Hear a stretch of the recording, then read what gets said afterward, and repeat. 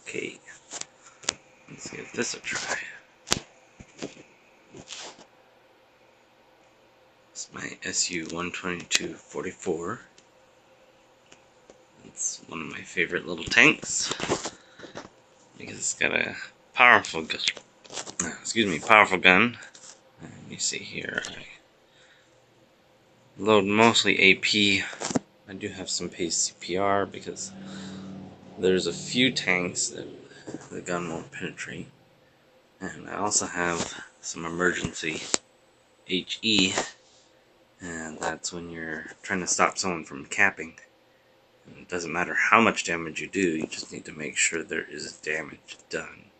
And it's also for situations where you don't have a very good shot at a tank, maybe just a little tiny pieces sticking out of the tank, a front track or something you can shoot with HE. Guaranteed to track him, hold him in place while you get to a better position. Don't use it very often. Like I said, HE is kind of an emergency situation. The gun reload on this tank is kind of slow, so you don't want to shoot a shot that's not going to help kill it in the end. And then the APCR, like I said, again, it's in the situations, basically I use it as when there's a tank that has really good armor and you're going to have trouble penetrating it. And since this is a tank destroyer, it's a fast little tank destroyer, and sometimes you can get around an enemy, but in a situation where you're the last tank on the team and they know where you are, not much chance of getting around. You may have multiple enemies to, contend with, and you can't maneuver the best. So you're head to head with a tank you can't penetrate from the front. You're going to use the APCR there. For the provisions, I've got milk because it's going to help my crew mastery, which makes all my stats over here go up. I've got better traverse speed, which is important in a tank destroyer. Dispersion's down, which is good if you're shooting long range. Rate of fire improves. Like I said, this is a little bit of a slow gun, so if I can improve the rate of fire, I'm going to go for that. It also increases my view range a little bit, which is just, a bonus. 3 meters isn't a whole lot, but, again, if you're in a situation where you're the last tank, every meter extra that you can spot them that they don't spot you is better. So that's what that's going to improve. It also improves the traverse speed, which, again, this is a tank destroyer, no turret. You want to improve that traverse speed. Okay, improve fuel is going to improve your speed and traverse speed mostly. Again, like I said, this is a tank destroyer with no turret. How fast your tank turns is vital. The engine power is going to help with, getting you into positions. And then the same thing here, this is going to increase your crew mastery, which increases all those other stats further than the milk itself. So my aiming time's improved, my dispersion is further improved, view range is increased even more, for a total of, 12.9, so that's good. Rate of fire is improved again, so all that, great stuff.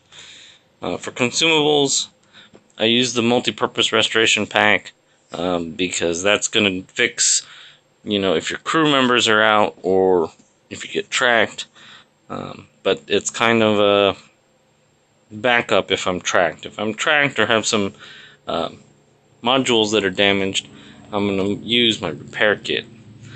If I get tracked again and I really need to get out of there, then I'm going to use the restoration pack on top of that.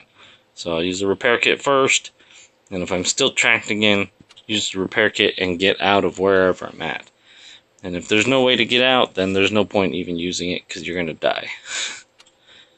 And then I have adrenaline for kind of an emergency situation, basically, where I'm up against a tank that I know has a faster reload, and there's just nowhere for me to go. I have to fight it out. Use the adrenaline to increase the loading speed. For equipment, as tank, I have it maxed out. I like to use the gun rammer because it increases the gun speed. Like I said, this is a slow firing gun.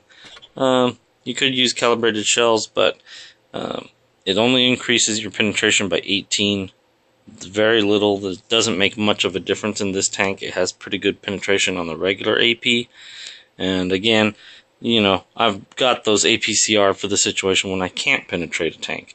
So that kind of negates the need for the calibrated shells. So I stick with gun rammer.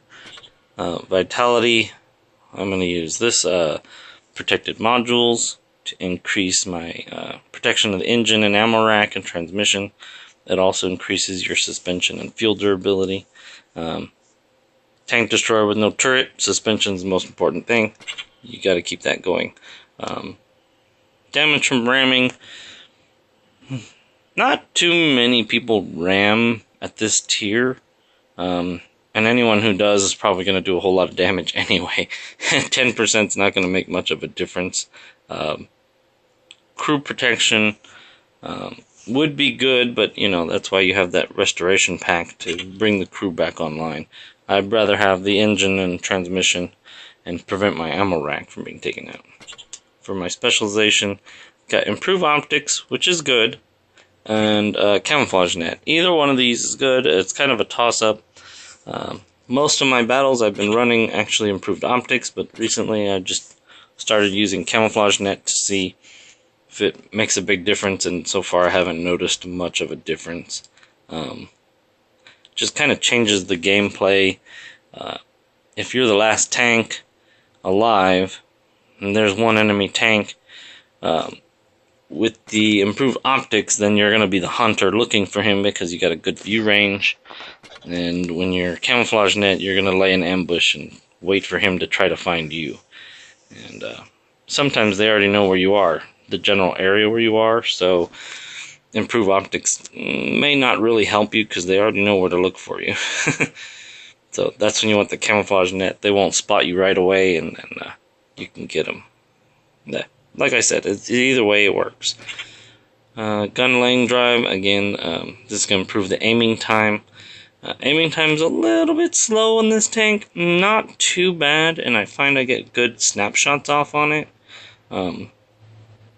But I like to have the aiming time just to make sure when I do snap a shot off, right after turning or something, that it's going to have the best chance of getting to the target. The supercharge, a lot of people have said it's really good. I don't know. Doesn't seem to be a problem in this tank to have penetration at any range. As far as enhanced armor, I went with the enhanced armor. Sorry about the air conditioner. It's kind of loud. I went with the enhanced armor on this tank because it's kind of a bouncy tank. 50 hit points is not going to make much of a difference, but 5% to the armor will help you bounce it a little bit. The angle on that front end you see there, right there, and then that angle is sloped so far back that even a minor 5% is going to increase your armor realistically more like 7%. So you'll get a little more bounces on it that way. I get quite a bit of bounces on this tank. Again, I went for improved control because it's going to give me better traverse speed. You see it goes up 3.8. The speed of the tank, it's already a pretty fast tank, so don't really need to worry about that too much. But how fast it turns, that's the important part. So I increased that there. Vertical stabilizer here. Again, reducing my aiming time. That goes along with the gun lane drive. So during movement and traverse, that's good. This one, more if you're a sniper, you're going to use a refined gun. You'll see when I play, I'm not really a sniper in this tank. Once in a while I find myself on the wrong side of the battlefield and got a snipe to help the team. But most of the time I'm right in there. Enhanced tracks, again the suspension. Like I said, that's one of the key things on a tank destroyer with no turret. You need to focus everything you can on enhancing the tracks. This is also going to automatically repair it from from a yellow condition to the standard green, fully operable. You could go with that, but 25% module repair speed. Not really. That's why I got the repair kits. Okay, so consumable delivery system increases the cooldown of consumables, and then this one is going to prolong the duration of consumables. So the adrenaline, I don't use adrenaline that much, so prolonging it is not really going to benefit me in the long run. Whereas I do always have to repair my tracks, so I want to get that repair of the tracks back on as soon as possible. So this 10% is going to make it that much faster for me to hit the button and repair kit. Okay, I think that's about it for that. Overall, how I set up my tank, I do have 100% crew mastery. Got quite a bit of stuff leveled out there, so it increases my performance. Not going to go through all of that right now. Let's just get into a battle and see what we can do.